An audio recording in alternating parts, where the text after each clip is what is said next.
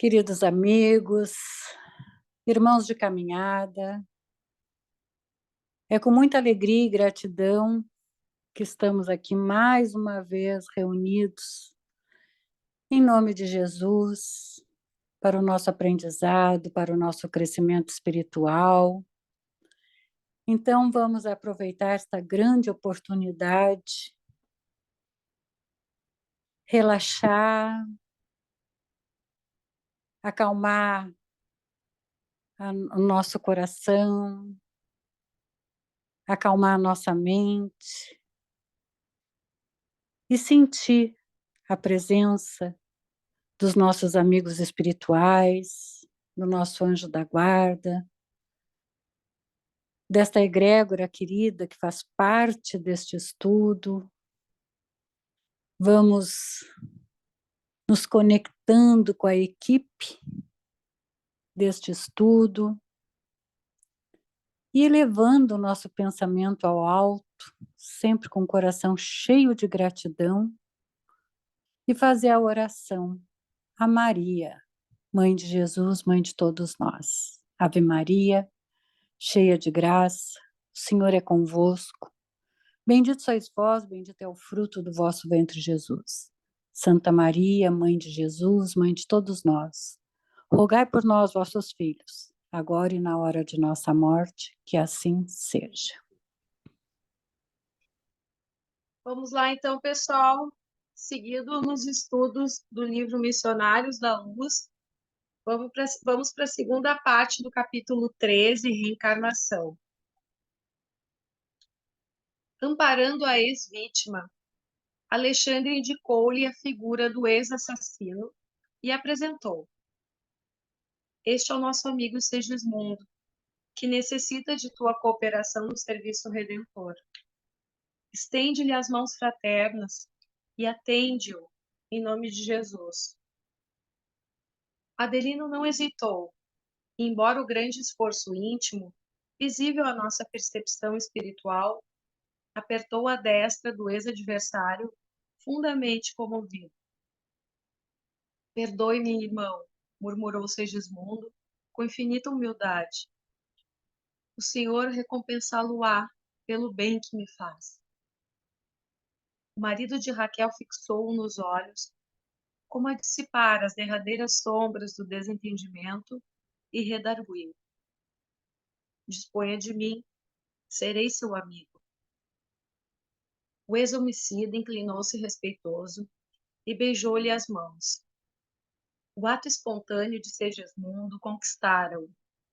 Não podia ser mau aquele espírito angustiado e triste que lhe osculava as mãos com veneração e carinho. Foi então que viu um fenômeno singular.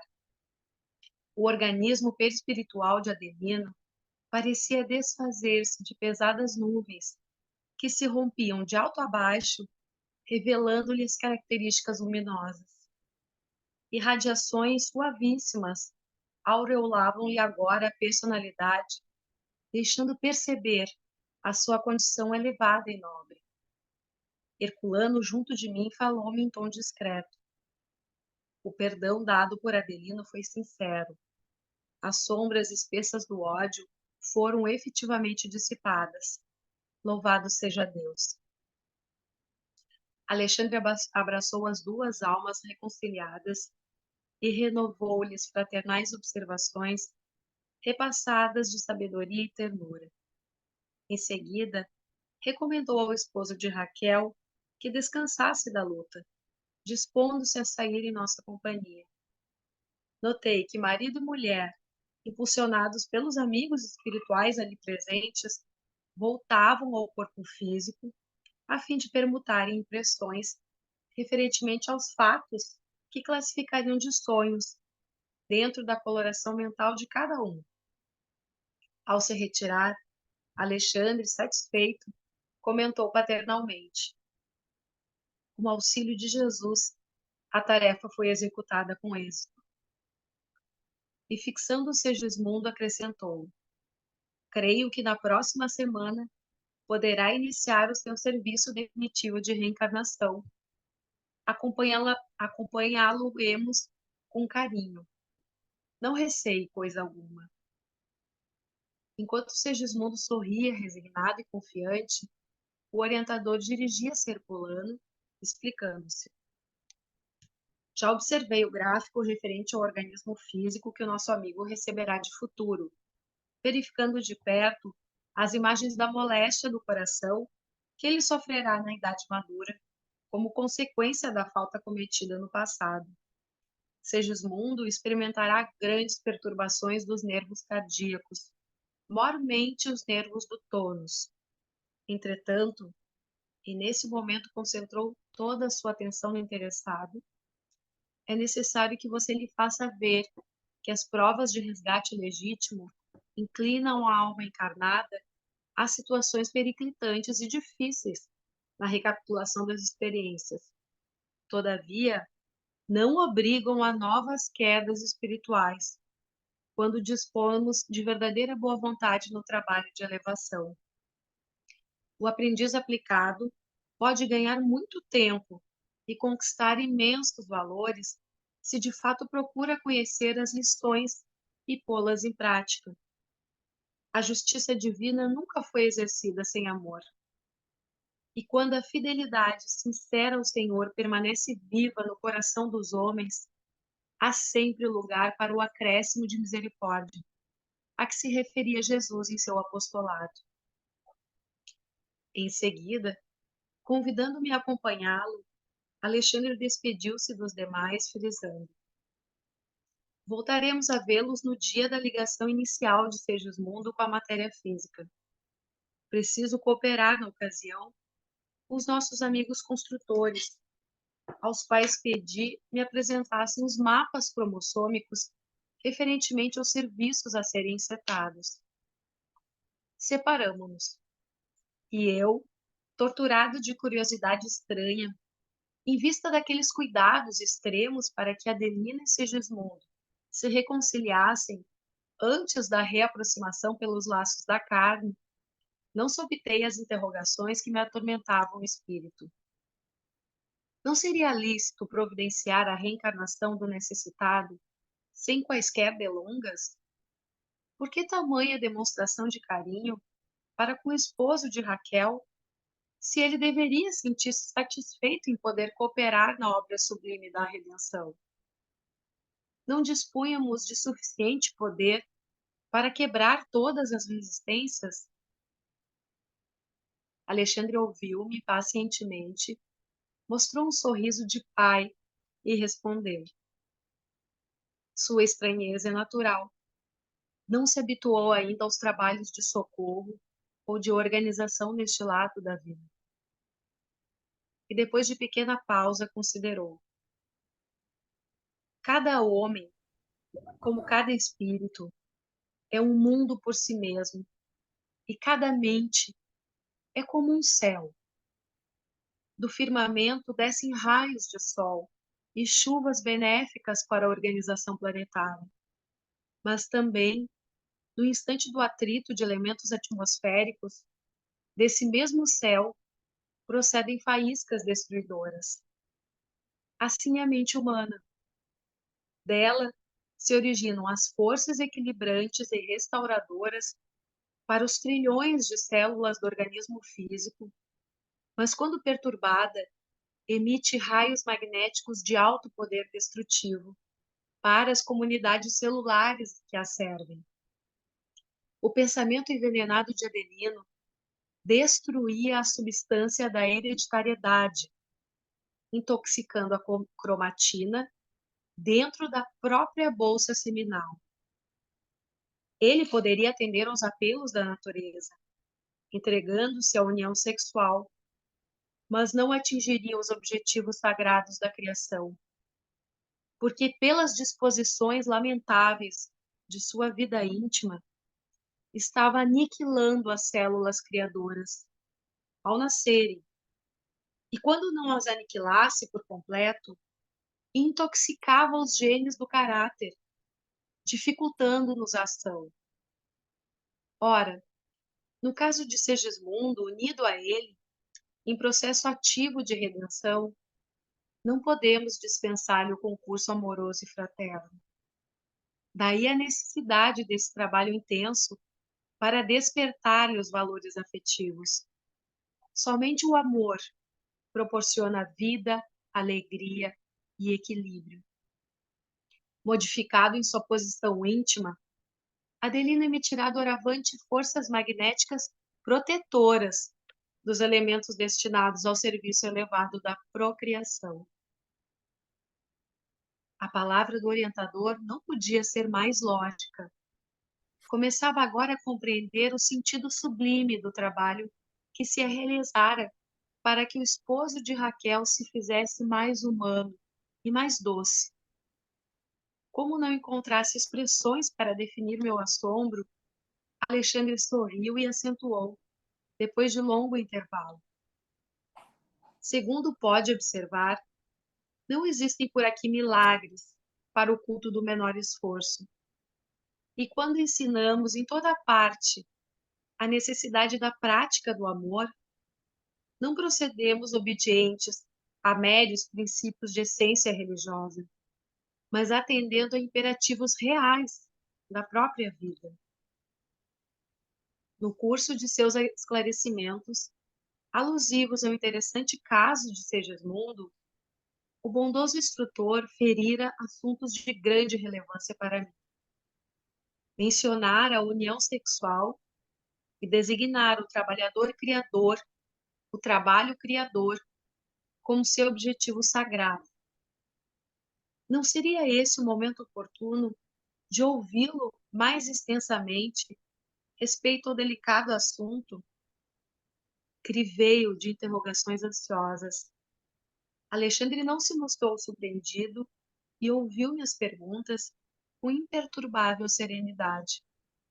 Quando me coloquei na atitude de expectativa, respondeu amavelmente: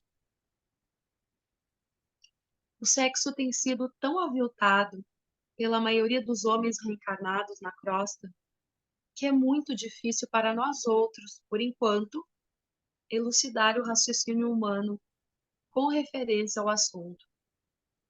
Basta dizer que a união sexual entre a maioria dos homens e mulheres terrestres se aproxima demasiadamente das manifestações dessa natureza entre os irracionais. No capítulo de relações dessa espécie, há muita inconsciência criminosa e indiferença sistemática às leis divinas. Desse plano, não seria razoável qualquer comentário de nossa parte. Trata-se de um domínio de semibrutos, no qual muitas inteligências admiráveis preferem demorar em baixas correntes evolutivas. É inegável que também aí funcionam as tarefas de abnegados construtores espirituais que colaboram na formação básica dos corpos, destinados a servirem as entidades que reencarnam nesses círculos mais grosseiros. Entretanto, é preciso considerar que o serviço, em semelhante esfera, é levado a efeito em massa, com características de mecanismo primitivo. O amor, nesses planos mais baixos, é tal qual o outro perdido, é tal qual o ouro perdido em vasta quantidade de ganga, exigindo largo esforço e laboriosas experiências para revelar-se aos entendidos. Entre as criaturas, porém, que se encaminham de fato aos montes de elevação, a união sexual é muito diferente. Traduz a permuta sublime das energias perispirituais, simbolizando o alimento divino para a inteligência e para o coração, e força criadora não somente de filhos carnais, mas também de obras e realizações generosas da alma para a vida eterna. Alexandre fez ligeira pausa, sorriu paternalmente e continuou. Lembre-se, André, de que me referi a objetivos sagrados da criação, e não exclusivamente ao trabalho procriador. A procriação é um dos serviços que podem ser realizados por aquele que ama, sem ser o objetivo exclusivo das uniões. O espírito que odeia ou que se coloca em posição negativa diante da lei de Deus não pode criar vida superior em parte alguma. Compreendi que o problema era muito difícil de ser explanado, mas como se quisesse desfazer todas as minhas dúvidas, o dedicado instrutor prosseguiu após breve interrupção. É necessário deslocar a concepção do sexo, abstendo-nos de situá-la tão somente em determinados órgãos do corpo transitório das criaturas. Vejamos o sexo como qualidade positiva ou passiva, emissora ou receptora da alma. Chegados a esse entendimento, verificamos que toda manifestação sexual evolui com o ser. Enquanto nos mergulhamos no charco das vibrações pesadas e venenosas, experimentamos nesse domínio simplesmente sensações. À medida que nos dirigimos a caminho do equilíbrio, colhemos material de experiências proveitosas, oportunidades de retificação, força, conhecimento, alegria e poder. Harmonizando-nos com as leis supremas, encontramos a iluminação e a revelação, enquanto os espíritos superiores colhem os valores da divindade. Substituamos as palavras união sexual por união de qualidades e observaremos que toda a vida universal se baseia nesse divino fenômeno, cuja causa reside no próprio Deus, Pai Criador de todas as coisas e de todos os seres. As palavras de Alexandre abriam-me novos horizontes ao pensamento. As questões obscuras do tema tornavam-se claras ao meu campo mental, fazendo-me sentir que os intervalos da conversação se destinavam a fornecer-me tempo de meditar. O benevolente orientador continuou, depois de longa pausa. Essa união de qualidades entre os astros chama-se magnetismo planetário da atração. Entre as almas, denomina-se amor. Entre os elementos químicos, é conhecida por afinidade. Não seria possível, portanto, reduzir semelhante fundamento da vida universal, circunscrevendo-o a meras atividades de certos órgãos do aparelho físico. A paternidade ou a maternidade são tarefas sublimes. Não representam, porém, os únicos serviços divinos no setor da criação infinita. O apóstolo que produz, no domínio da virtude, da ciência ou da arte, vale-se dos mesmos princípios de troca, apenas com a diferença de planos, porque para ele a permuta de qualidades se verifica em esferas superiores. Há fecundações físicas e fecundações psíquicas. As primeiras exigem as disposições da forma, a fim de atenderem a exigências da vida em caráter provisório, no campo das experiências necessárias. As segundas, porém, prescindem do cárcere de limitações e efetuam-se nos resplandecentes domínios da alma, em processo maravilhoso de eternidade. Quando nos referimos ao amor do Onipotente, quando sentimos sede da divindade, nossos espíritos não procuram outra coisa senão a troca de qualidades com as esferas sublimes do universo, sequiosos do eterno princípio fecundante. Alexandre fez longa pausa, como se ele mesmo permanecesse embevecido com semelhantes evocações. Por minha vez, achava-me deslumbrado. Nunca ouvira definições tão profundas referentemente à posição do sexo na vida universal. É lamentável, continuou o orientador gravemente, que a maioria dos nossos irmãos encarnados na crosta tenha menosprezado as faculdades criativas do sexo, desviando-as para o vórtice de prazeres inferiores. Todos pagarão, porém, centil por centil, o que devem ao altar santificado, através de cuja porta receberam a graça de trabalhar e aprender na superfície da terra. Todo o ato criador está cheio de sagradas comoções da divindade. E são essas comoções sublimes da participação da alma nos poderes criadores da natureza que os homens conduzem imprevidentemente para a zona do abuso e da viciação. Tentam arrastar a luz para as trevas e convertem os atos sexuais profundamente veneráveis em todas as suas características em uma paixão viciosa tão deplorável como a embriaguez ou a mania do ópio.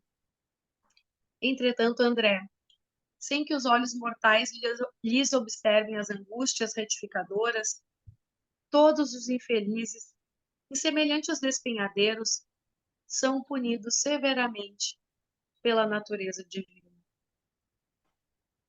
A essa altura das luminosas elucidações, sentindo que o respeitável amigo entraria em nova pausa, ousei interrogar.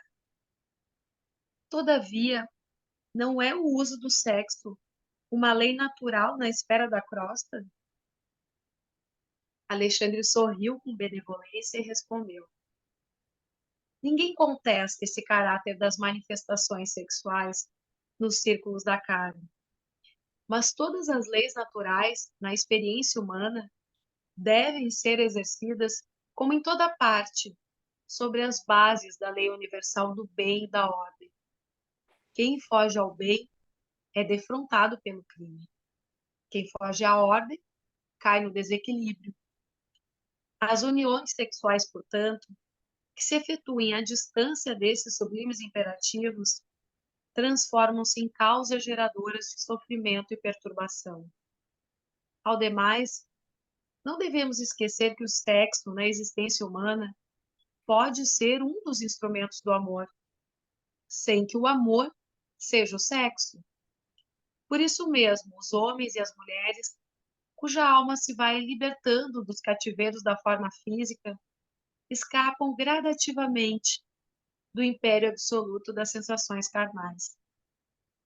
Para eles, a união sexual orgânica vai deixando de ser uma imposição, porque aprendem a trocar os valores divinos da alma entre si, alimentando-se reciprocamente por permutas magnéticas não menos valiosas para os setores da criação infinita, gerando realizações espirituais para a eternidade gloriosa, sem qualquer exigência dos atritos celulares.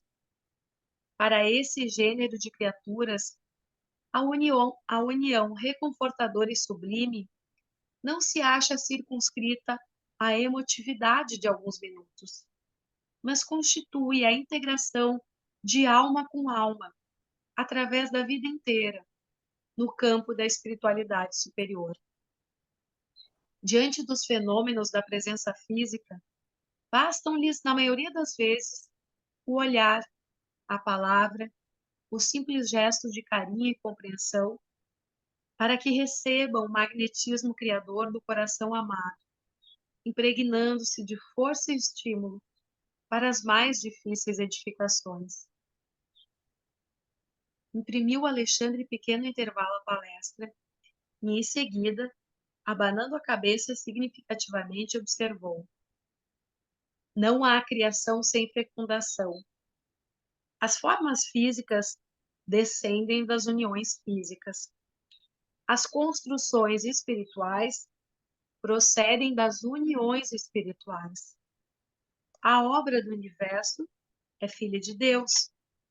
O sexo, portanto, como qualidade positiva ou passiva dos princípios e dos seres, é manifestação cósmica em todos os círculos evolutivos, até que venhamos a atingir o campo da harmonia perfeita, onde essas qualidades se equilibram no seio da divindade.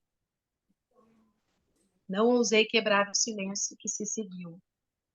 O venerando instrutor, engolfado em profundos pensamentos, não mais voltou ao assunto, compelindo-me talvez a meditações mais edificantes. Esperei ansioso o instante de tornar as observações do caso Segismundo.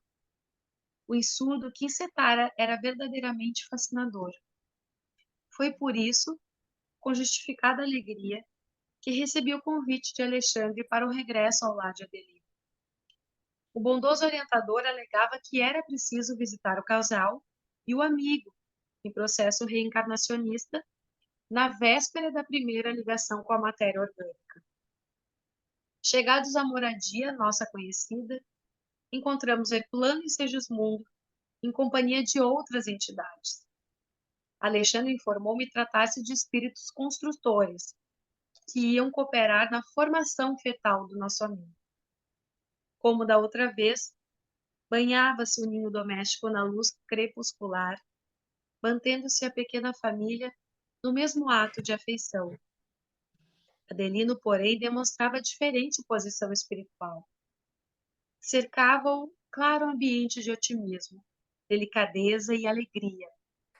Meu amável instrutor, muito satisfeito com a nova situação, passou a examinar os mapas cromossômicos com a assistência dos construtores presentes.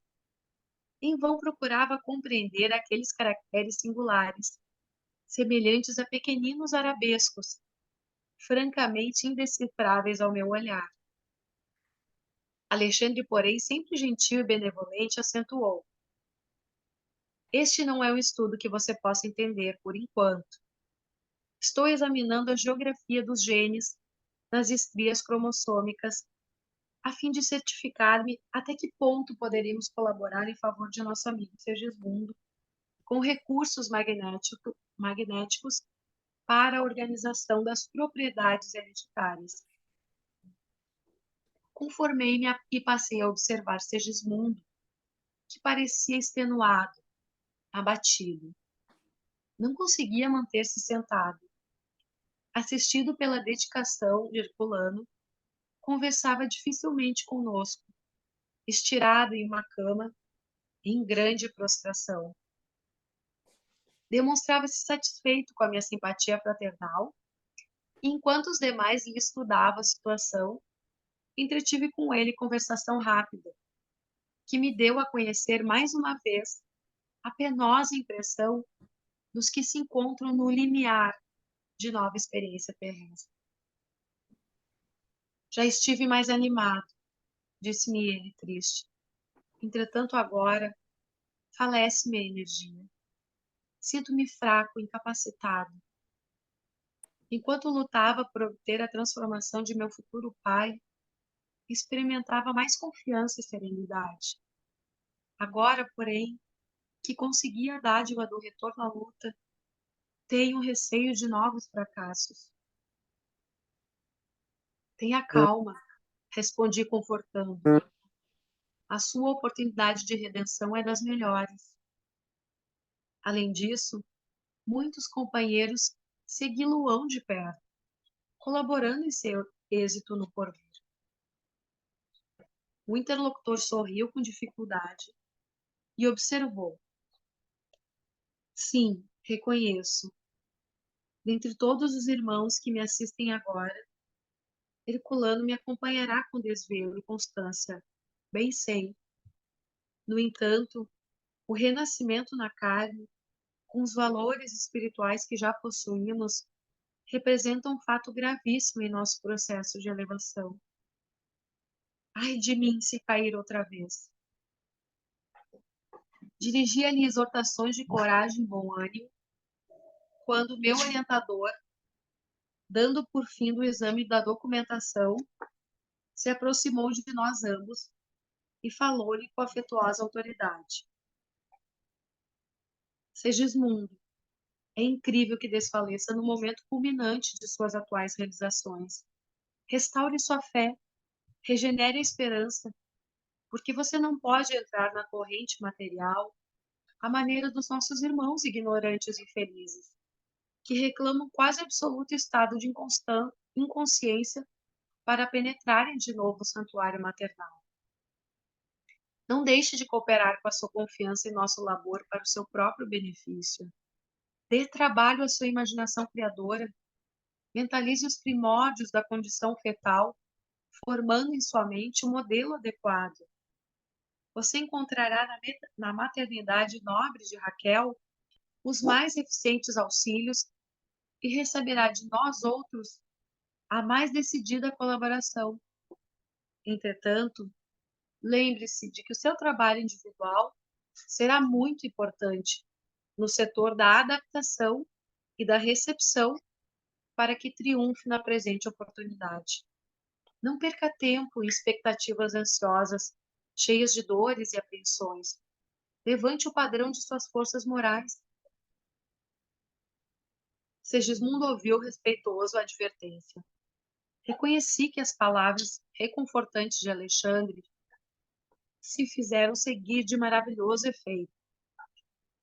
Segismundo melhorou repentinamente, esforçando-se por alijar a carga de preocupações inúteis.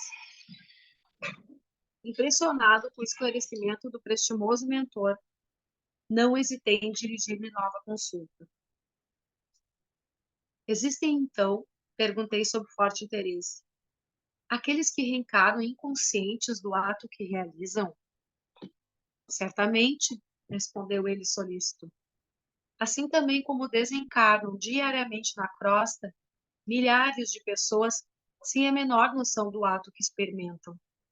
Somente as almas educadas têm compreensão real da verdadeira situação que se lhes apresenta em frente da morte do corpo. Do, me do mesmo modo aqui, a maioria dos que retornam à existência corporal, na esfera do globo, é magnetizada pelos benfeitores espirituais, que lhe organizam novas tarefas redentoras. E quantos recebem semelhante auxílio são conduzidos ao templo maternal de carne como crianças adormecidas. O trabalho inicial, que a rigor lhes compete na organização do feto, passa a ser executado pela mente materna e pelos amigos que os ajudam de nosso plano.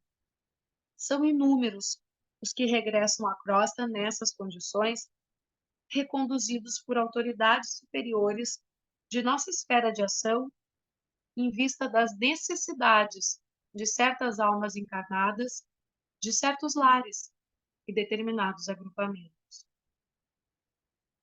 A explicação não podia ser mais lógica. E uma vez ainda, admirei no amoroso amigo o dom da clareza e da simplicidade.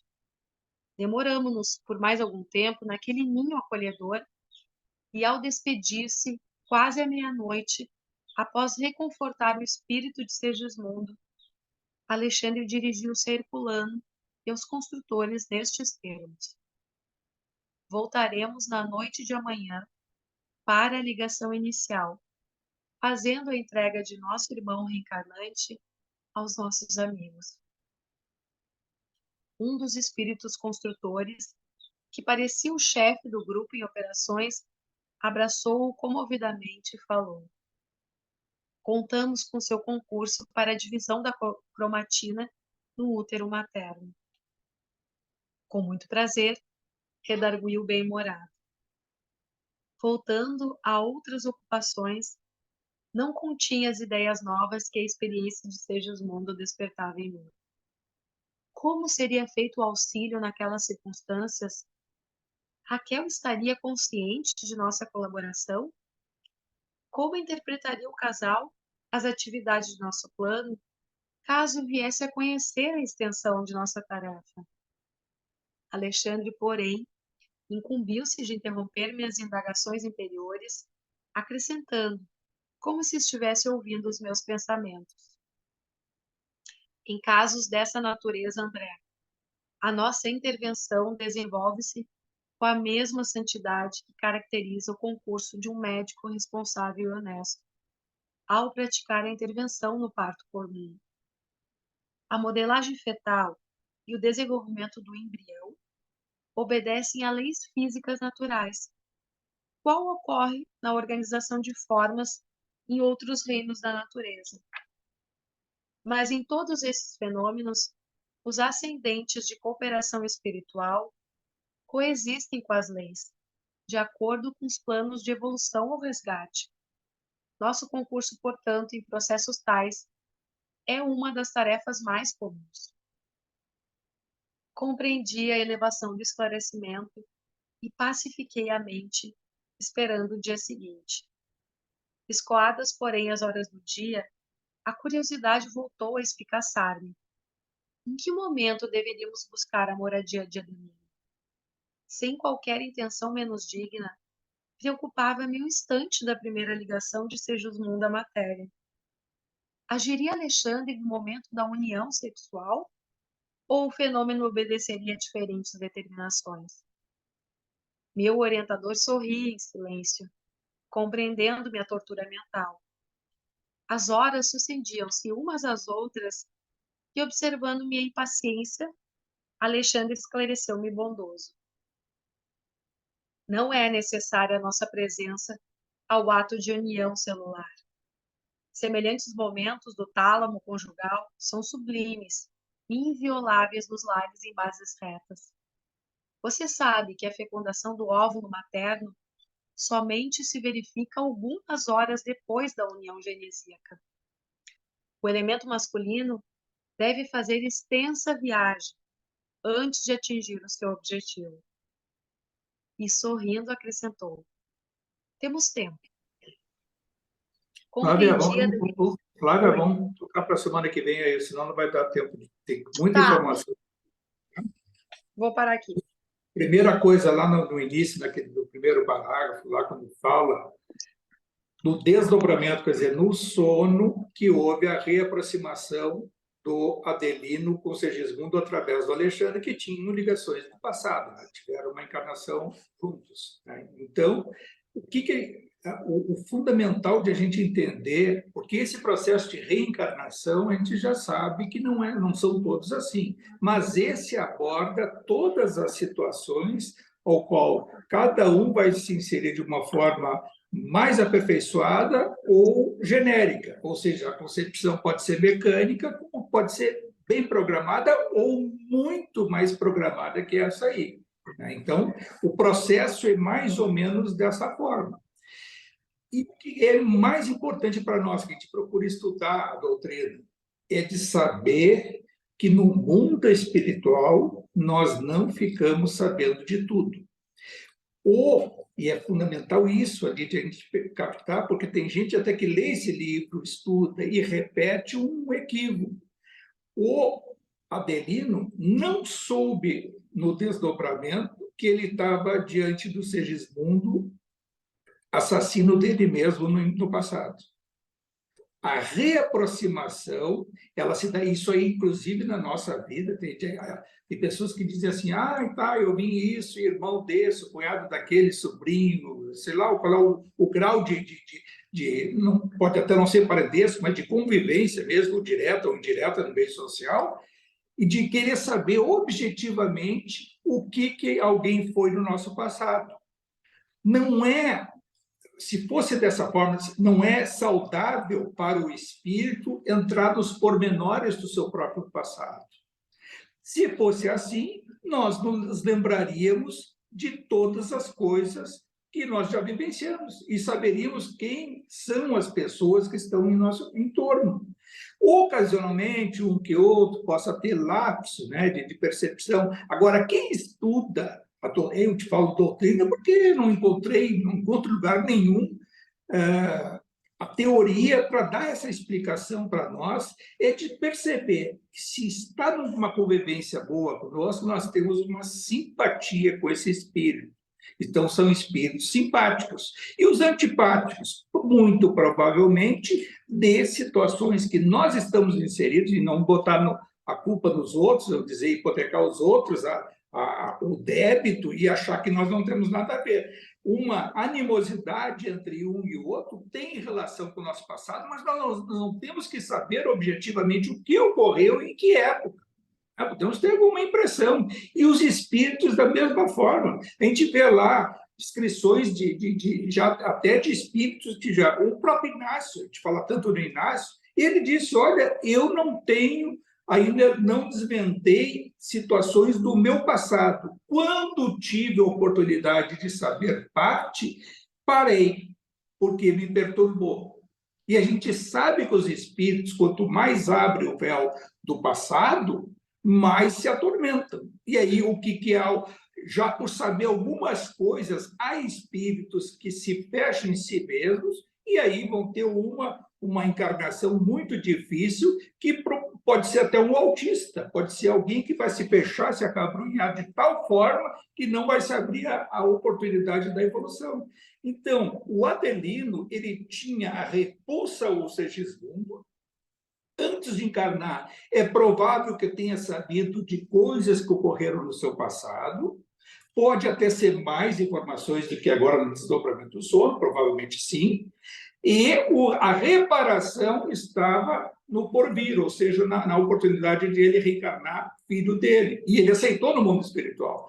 E depois se distanciou, por quê? Porque quando ele baixava a vibração e dormia, olha o perispírito dele impregnado de energias deletérias. Ele repelia sem perceber o porquê, porque nunca ele disse, esse cara me matou e tal coisa, estou me lembrando. Não, eu tenho a sensação de que ele vai me matar. Vejam só. E ao se desdobrar e ter essa reaproximação, e na conversa com o Alexandre, né, que o Alexandre até, entre aspas, já falou, dizem que esse instrutor é o próprio Emmanuel, né? Mas essa aproximação com o Segismundo e o Adelino, ele consegue exercitar um perdão absolutamente sincero. E ele, quando aperta a mão, recebe o abraço do Segismundo, a sinceridade do ato é que faz ele se sentir bem, e aos olhos do próprio André Luiz, percebe o corpo espiritual dele com uma descarga de energias deletérias, uma impressão de altivez, né, diáfano, ou seja, de um espírito mais leve. E isso ocorre na nossa vida, quando a gente se propõe a perdoar alguém, quando a gente se reaproxima, quando a gente esclarece alguma situação de adversidade com alguém, e nós, ou seja, por um aperto de mão, por um abraço, por um sorriso mútuo, ou por uma reaproximação mesmo física, nós nos sentimos mais leves. É esse processo quando é sincero, e é isso que o Alexandre reitera e coloca nos assuntos que foram abordados sobre esse aspecto. E aí é programada, o que acontece com o Segismundo, que a gente vai ver, que agora é o processo, mas já está o plano de reencarnação dele é gráfico numa construção. Há espíritos especializados em processo de desencarne, há espíritos especializados em processo de reencarne, há espíritos especializados em uma série de coisas, tem uma série de atribuições do mundo espiritual, como tem aqui também. Existe o médico pediatra, o obstetra e coisa, e lá do outro lado também.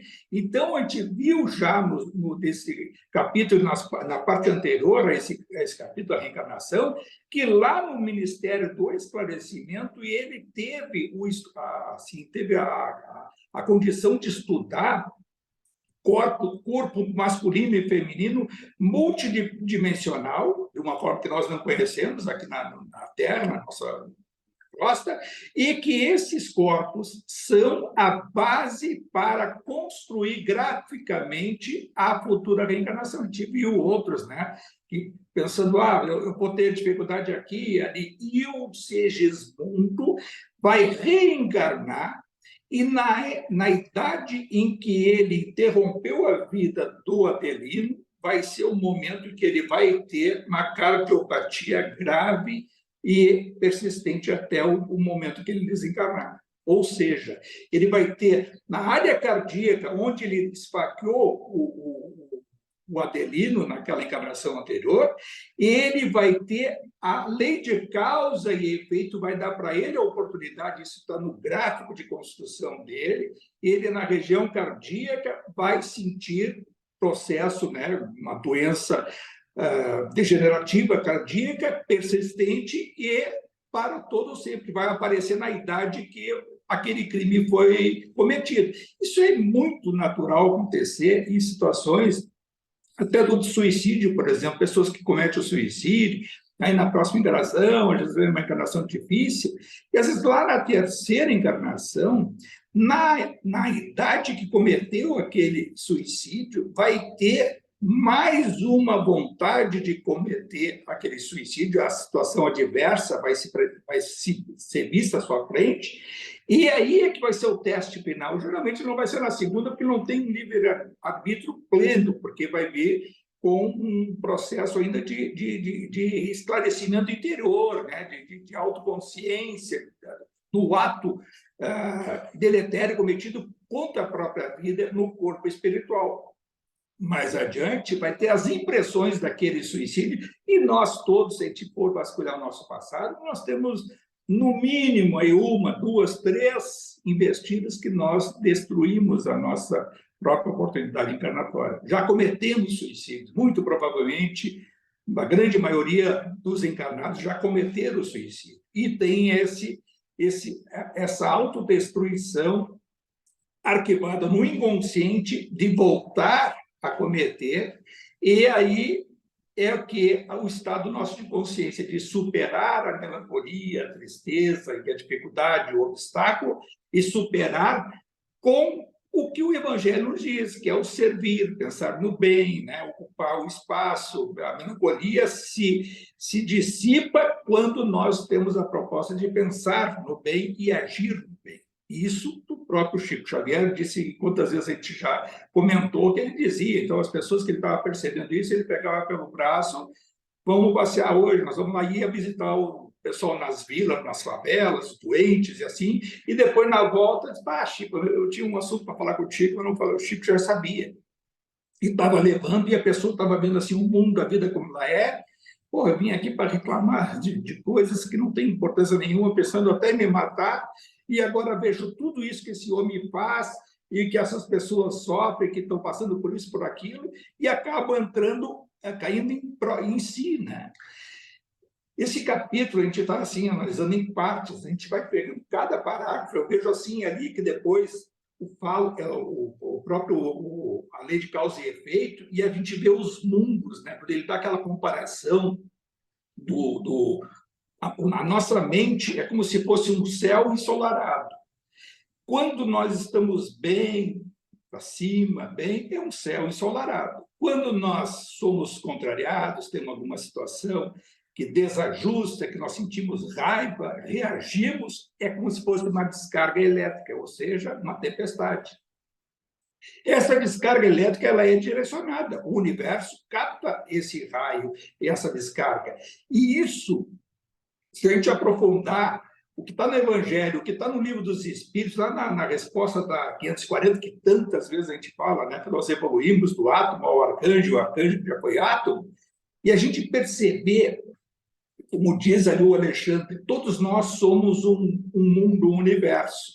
Cada célula, cada átomo tem o seu universo, cada célula tem o seu universo, cada individualidade tem o seu universo, e nós vamos nos expandindo e percebendo o rumo que do átomo ao arcanjo a gente consegue compreender que nós somos uma individualidade tomada por uma série de células, cada uma tem a sua própria vida vitalizada. Ele vai falar depois no processo dos cromossomas que são ativados para dar a condição do reencarne. E os cromossomas, o que eles possibilitam? Através da energia que é armazenada pelas mitocôndrias. As mitocôndrias são responsáveis para respirar a célula. A célula respira através das mitocôndrias.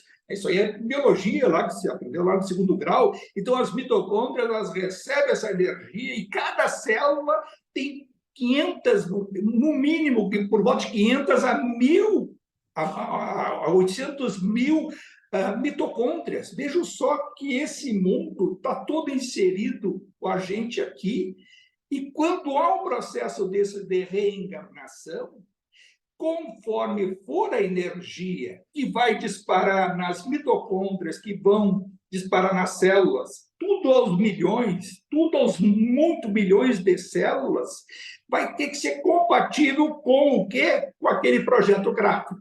E aí, no caso, o Segismundo, é o caso que está sendo estudado, o Segismundo ele tem que reencarnar com a oportunidade da reparação para aquele passado que ele se atrelou, né? De subtração da vida do Adelino, do problema dele com a mãe, que é a Raquel, todo aquele processo dele, ele, entre outras situações, as células do futuro corpo dele vão ter que ser compatíveis, e elas seriam extremamente incompatíveis se, no processo da fecundação que vai gerar o embrião, o Adelino ainda estivesse com aquela sensação de ódio, de rejeição.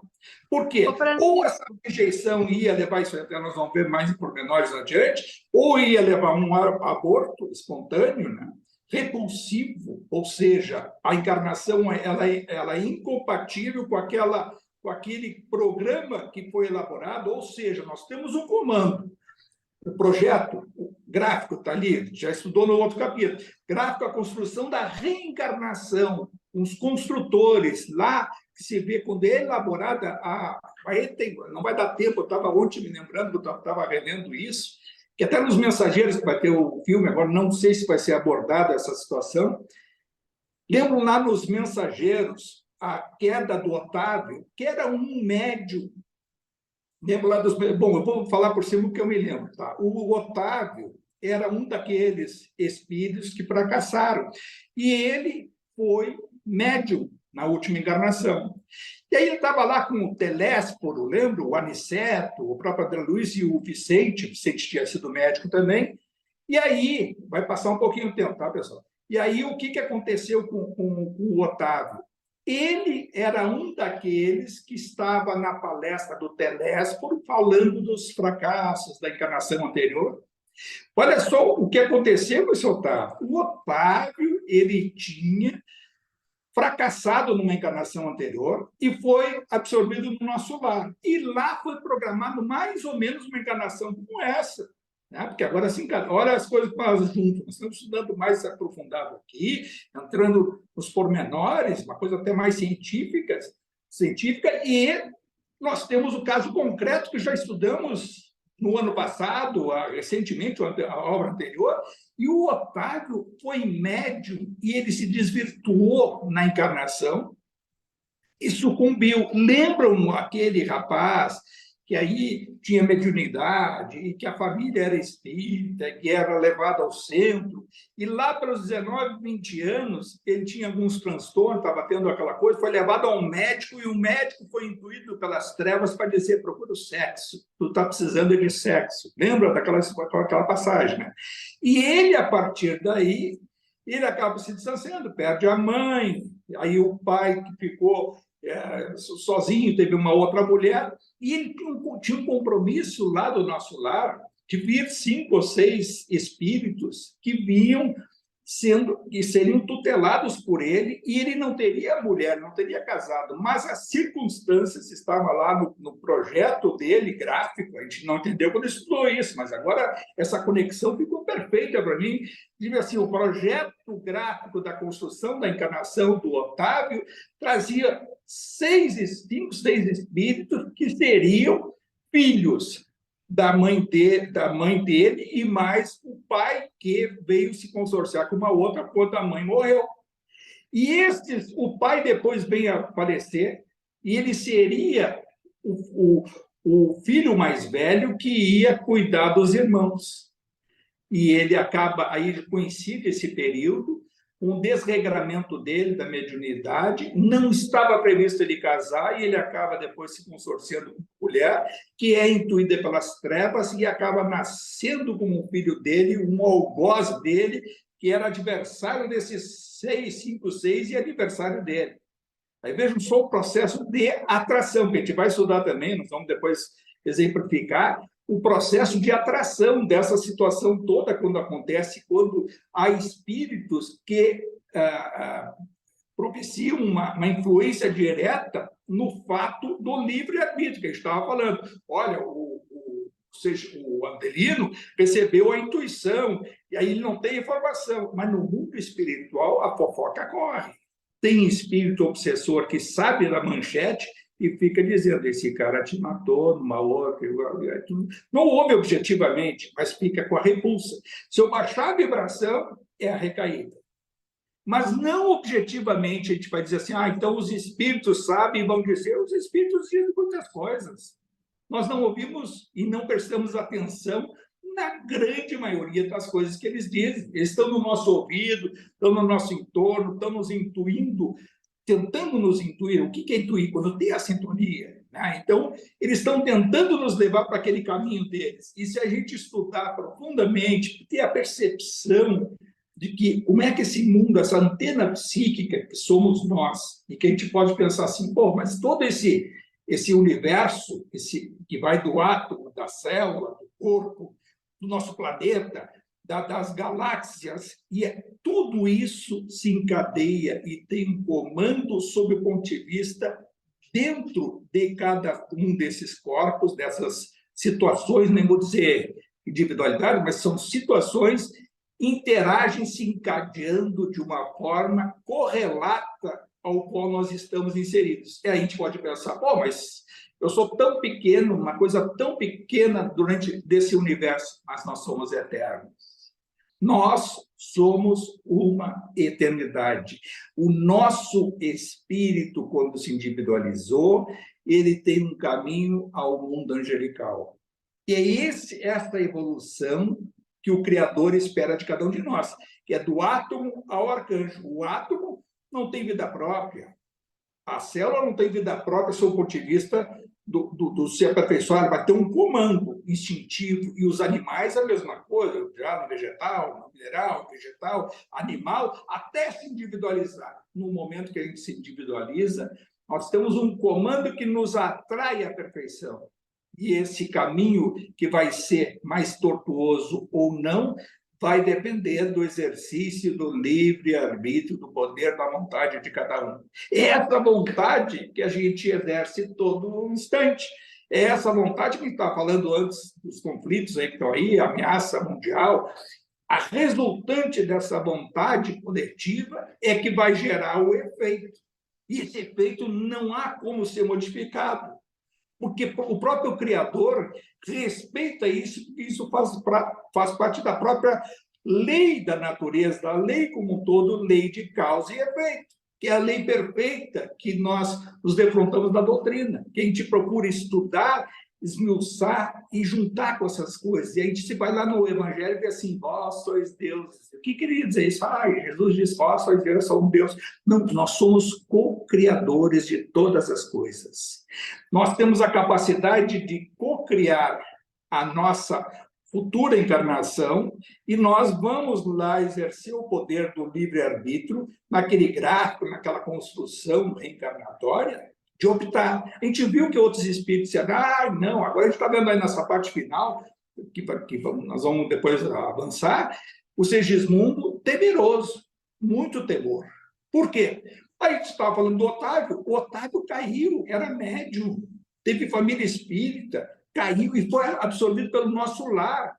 E os seus instrutores vieram do nosso lado e acompanharam a encarnação dele.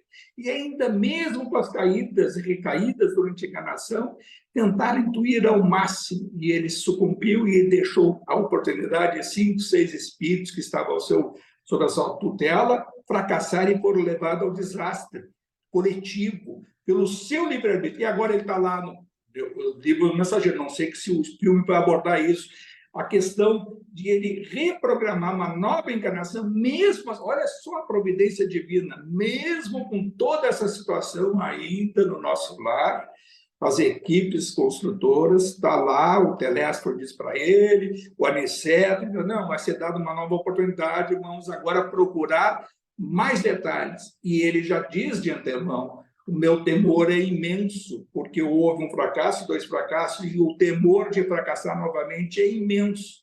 A gente vê o Segismundo, mas a gente não precisa então ver isso. Vai ver a dona Laura lá, quando vai reencarnar, esperando o marido dela, o Ricardo, já reencarnado, para se reencontrar, e ela mostrou um temor lá no nosso lar, sendo a dona Laura, mãe do Lísias, lá na obra Nosso Lar, e ela dizendo claramente, estou com temor, eu não sei se o meu projeto reencarnatório vai ser compatível com a minha herança genética. Isso tem uma frase que está lá no Nosso Lar. E a gente vê agora como se encadeia o quê? Nessa obra, que é isso? A herança genética que vai dar a condição. E aí, se a gente aprofundar mais ainda esse assunto, a gente passa a entender, ou talvez com mais profundidade, por que Jesus veio à Terra e que Maria, que era um espírito celestial encarnado, teve a condição de dar a luz para ele. Aí não se sabe, esse processo todo é muito nebuloso. Todas as obras que eu li até hoje, quando chega perto disso, as entidades dizem, olha, isso aí não é dado à compreensão humana ainda. E que dizem que aí o espermatozoide do José não era compatível para uma vibração fluídica tão superior como se fosse uma estrela como Jesus e o óvulo de Maria. Então, não havia espermatozoide capaz de fecundá-lo. Não se sabe, esse processo, para mim, ainda tem um enigma. Nós estamos avançando em estudos, coisas do mundo espiritual. Um dia a gente vai entender muito melhor isso, como muitas coisas que estão no Evangelho, parte assim meio estudar, ler e não aprofundar, não se compreende. Mas essas coisas vão se encadeando. A gente vê assim, com todo esse projeto aí, vai ver assim, então, uma estrela com capacidade vibratória, né, da luz instantânea, com velocidade da luz, vai ter um embrião da forma que nós temos. Não pode revocar as leis. As leis, há coisas em relação à lei que nós não compreendemos ainda e que nós não temos ainda acesso. Há níveis da matéria que a humanidade ainda não conhece. Isso os espíritos dizem. E esse processo todo vai se aprofundar. E esses estudos, nem no mundo espiritual, esse logo aqui do lado, eles comentam, sabe? Quem sabe lá, às vezes se via esses assuntos, aí está lá o Odilon, quem sabe o Odilon tinha, mas aí encarecidamente pedia ao Inácio, olha, não há condição de tocar nessas coisas. Muitas das coisas que o Inácio avançou, o Odilon fez consulta, o irmão do José, perguntaram, então tem formas de dizer isso. As primeiras coisas que ele disse, está lá, reencarnação no mundo espiritual, as pessoas morrem lá do outro lado, as pessoas procriam lá do outro lado, e aí o Inácio, com aquela coisa dele, olha, eu não posso deixar, está lá no nosso lar, então se está lá os ovinhos que estão sendo chocados pela ave, por que ela nasce a ave e outros não? De onde é que vem isso?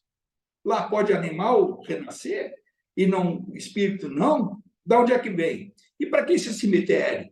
E para que?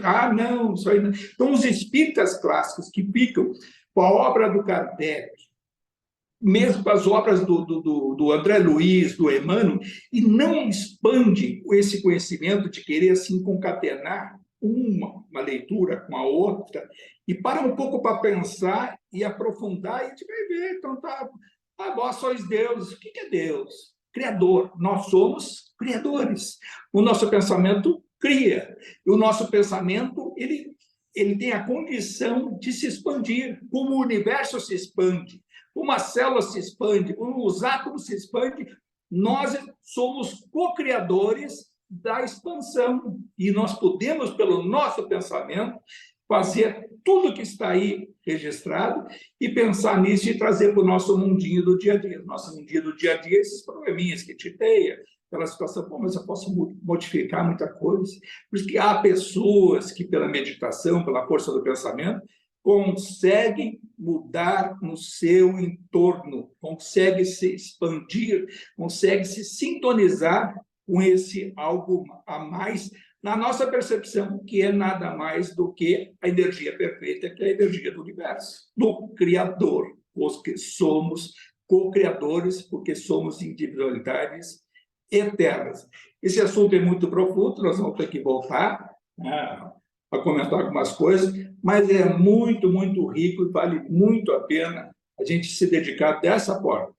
Não importa, né? Alguns que vão compreender, não vão compreender, agora, se a gente se propõe a isso, tem que valer um pouco a pena para a nossa individualidade. Para que a gente possa chegar um dia no mundo espiritual, em desdobramento, provavelmente a gente chegue, a ouvir uma palestra, uma colocação e conseguir sintonizar com coisas que nós já registramos. Isso é alentador. Eu vejo isso, digo para vocês assim, ontem, quando estava lendo aquilo ali, aí tive aquela, pô, na 540 e coisa, vós sois Deus, como essa coisa do próprio Otávio. Eu tinha certeza que estava nos Mensageiros, tinha um caso desse, e está lá a queda do Otávio, e é nada mais do que se a gente fosse trazer para a nossa vida. A gente se propõe a estudar a mediunidade, o Otávio fracassou na mediunidade, e fracassou tendo projeto aprovado, consciente. Imagina o que não nos espera para o futuro. O que não nos espera de desafio, mesmo quando a gente chegar naquele patamar de dizer assim, eu já sei o que eu não quero, o que eu quero, e dentro das possibilidades, os construtores, espíritos auxiliares, assessores dessas áreas, se a gente tiver o mérito de organizar a próxima encarnação, depois tenha o outro grande desafio de não cair. E isso serve de experiência. Pô, que bom chegar lá do outro lado e, antes de voltar, se dar conta num desses, por exemplo, da queda do Otávio. Pô, foi dentro da doutrina, filho de espírito, porque às vezes tem um temor, né? Mas eu até gostaria de estar na próxima, mas eu queria ver filho de espíritas, porque aí meio caminho andado, compreensão, contato. Ele veio, e ele teve, aí a vaidade, ele tinha mediunidade, aí na adolescência tinha mediunidade, ia para o centro espírita, e aí começava a exercitar a sua mediunidade, e os outros admiravam, aí vem o elogio fácil, ele faz isso, faz aquilo, e o caminho para sucumbir, e aí houve o quê? O problema hormonal da adolescência, pós-adolescência, e de se sentir meio confuso, os obsessorzinhos aí chegando nos ouvidos, e aparece um médico mais ainda intuído, não tem que procurar o sexo. E aí ele sai do consultório, pô, é isso que eu preciso. Aí quando começa até o primeiro, vai lá com 40 e poucos anos, desencarnou com sífilis, além de ter tido toda essa derrocada. Todas essas coisas servem para nós como experiência, como aprendizado, e que bom que nós estamos encarnados vendo isso tudo. Quer dizer, estamos mesmo encarnados, né? Vamos então, pessoal, agora elevar nosso pensamento ao alto em gratidão com as nossas escusas por ter passado do horário, mas renovando o nosso sentimento de buscar sempre esse aprendizado, essa reflexão. E quem sabe hoje, nesse mundo que nós estamos enfrentando, de turbulências, de procurar o algo a mais, de expandir o nosso pensamento na forma de luz, dissipando essas energias densas, que o mundo espiritual clama com que cada um de nós venha orar ao Senhor e pedir a paz mundial. Que o Evangelho de Jesus seja, cada vez mais, quem sabe, uma reflexão individual e coletiva para que as pessoas possam pensar na preservação do planeta, pensar na renovação íntima de cada um, procurando a sintonia com o nosso Criador. Pai nosso, que estais no céu, santificado seja o vosso nome. Venha a nós o vosso reino e seja feita a vossa vontade, assim na terra como no céu. O pão nosso de cada dia. E nos dai hoje, perdoai as nossas ofensas, assim como nós perdoamos quem nos tem ofendido. E não nos deixeis cair em tentação, e livrai-nos de todo o mal, Senhor, e que assim seja.